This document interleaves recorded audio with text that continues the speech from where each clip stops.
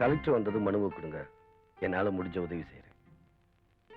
மகராசா, நீ நல்லா இருக்கணும்ப்பா. இது நீங்களே செலவுக்கு வச்சுக்கங்க. உங்க ஆசீர்வாதம் இருந்தா எனக்கு அது போதும். Hello hello, 1 minute. உங்களுக்கு என்ன வேணும்? கலெக்டர் ஆபீஸா கேட்க போறேன். போட்டோ தான். எதுக்கு? சார், ஏழைங்களுக்கு எழுத படிக்க தெரியாதுங்கிற ஒரே காரணத்தை வச்சு மனு எழுதுறவனும் காசு வாங்க, அதே மாதிரி மனுவை படிச்சு குறைகளை தீர்க்க வேண்டிய அதிகாரிகளும் காசு வாங்குறாங்க. ஆனா காசு வாங்காம ஓசையில மனு எழுதி கொடுக்கற நீங்க ஒரு வித்தியாசமான ஆள் தானே. அதான். சார் சார், எக்ஸ்கியூஸ் மீ, ஒரு சின்ன ஹெல்ப்.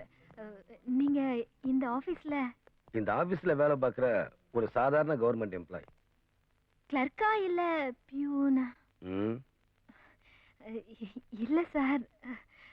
சார், உங்களை பார்த்தா நீ நினைக்கிறபடி நான் ஒன்னும் பெரிய வேலையில் இல்ல.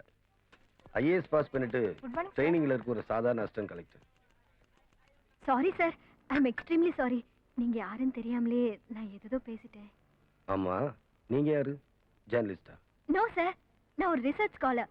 பொலிட்டிக்கல் சயின்ஸ்ல PhD பண்றேன். Role of bureaucrats in democracy. மக்களாட்சியில உங்க மாதிரி அதிகார வர்க்கத்தோட பங்கு என்னன்றத பத்தி ஆராய்ச்சி பண்ணிட்டு இருக்கேன். சார், நான் உங்ககிட்ட ஒண்ணு கேட்பேன், தப்பா நினைக்க மாட்டீங்களே? அசிஸ்டன்ட் கலெக்டரான நீங்க மரத்தடியில உட்கார்ந்து அசிஸ்டன்ட் கலெக்டர் மரத்தடியில உட்கார கூடாது? அதெல்லாம் இல்ல சார். மனு வாங்கி குறை தீர்க்க வேண்டிய நீங்களே மனு எழுதிட்டு இருக்கீங்களே, அதான். படிக்காத ஏழை ஜனங்களுக்கு அவங்க குறைகளை எப்படி முறையிடுறதுன்னு அவங்களுக்கே தெரியல. அதனால நான் காலையிலே சீக்கிரமா வந்து அவங்க குறைகளை கேட்டு மனு எழுதி கொடுப்பேன்.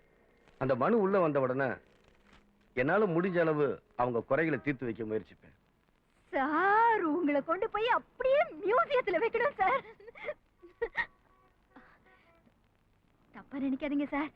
இந்த காலத்துல உங்களை மாதிரி ஆபீசர்ஸ் பாக்குறதே கஷ்டம் சார். அதான் கொண்டு போய் மியூசியத்துல வைக்கணும்னு சொன்னேன். எதுக்கு எடுத்தாலும் இப்படி முறைச்சா எப்படி சார்?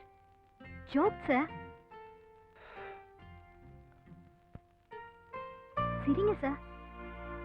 சிரிக்க மாட்டீங்களா? சிரிச்சிட்டீங்க.